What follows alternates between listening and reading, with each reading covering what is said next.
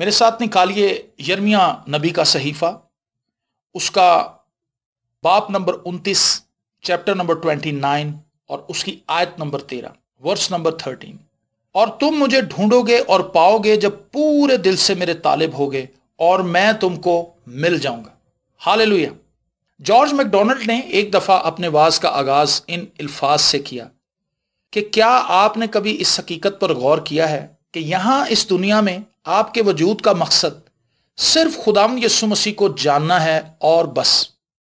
یقین کیجئے میں اپنی زندگی میں ایک ایسے مقام پر پہنچ چکا ہوں جہاں مجھے خدا کو زیادہ بہتر طور پر جاننے کی ضرورت ہے، ورنہ میں کامیابی اور آسودگی کو کبھی بھی نہیں پا سکوں گا، کیونکہ بعض اوقات زندگی ہمیں ایسی تاریک الجھنوں میں ڈال دیتی ہے اور ایسے شدید دکھ میں ڈال دیتی ہے کہ امید کا دامن ہاتھ سے چھوٹتا ہوا محسوس ہوتا ہے۔ یوں محسوس ہوتا ہے کہ جیسے زندگی میں اب کوئی خوشی باقی نہیں رہی، بلکہ ہر طرف سے مزید پریشان کر دینے والی خبریں سننے کو ملتی ہیں۔ ان تاریک اور بوجھل کر دینے والے ادوار میں جو اہم ترین سبق مجھے سیکھنے کو ملا وہ یہ ہے کہ زندگی میں دکھ، درد، مسائل اور مصائب سے فرار ممکن نہیں۔ خواہ میں خدا کا فرما بردار رہوں، خواہ روحانی ضابطوں پر پوری طور سے عمل پیرا رہوں، مسائل اور مشکلات متواتر میری زندگی میں موجود رہیں گے۔ میں نے کئی بار محسوس کیا کہ بائبل مقدس کی روشنی میں زندگی بسر کرتے ہوئے بھی زندگی میں بہت سی جگہوں پر مجھے ناکامی کا سامنا کرنا پڑا۔ شاید آپ کو میری یہ باتیں اچھی نہ لگیں یا عجیب محسوس ہوں، لیکن سچائی یہی ہے۔ ہم حالات کو جھوٹ موٹ بہتر کہتے رہتے ہیں تاکہ لوگ مسیح خداوند پر ہمارے ایمان کی تعریف کریں، یا پھر ہم زندگی میں درپیش مسائل اور مشکلات کو دور کرنے کے لیے شب و روز محنت کرنے میں وقت گزارنے لگتے ہیں۔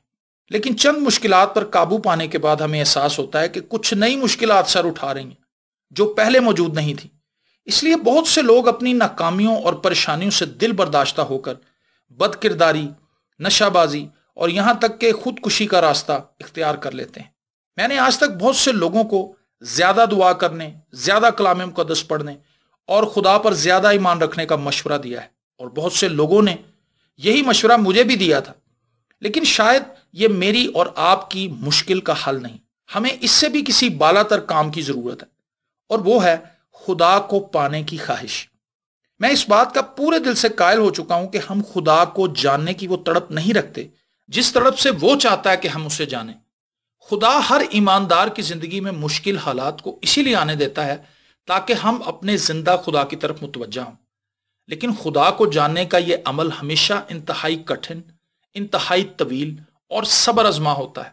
اسی لیے بہت سے لوگ خدا کو جاننے کی بجائے صرف خدا سے برکت پانے تک محدود رہتے ہیں، لیکن میرے لیے برکات سے زیادہ اہم برکات کو دینے والا میرا زندہ خدا ہے۔ میری خواہش ہے میں اس میں زندہ رہوں اور فقط اسی کی تمجید کرتا رہوں۔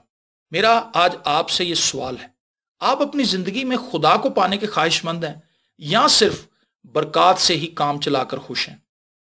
آئیے دعا مانگیں۔ آسمانی باپ، ہم جانتے ہیں دنیاوی برکات چند روزہ ہیں، اس لیے تجھ سے درخواست ہے کہ ہمیں اپنی قربت اور پہچان عطا کر تاکہ ہم ہر حال میں خوش رہنا سیکھ پائیں۔ یسوع کے نام میں آمین۔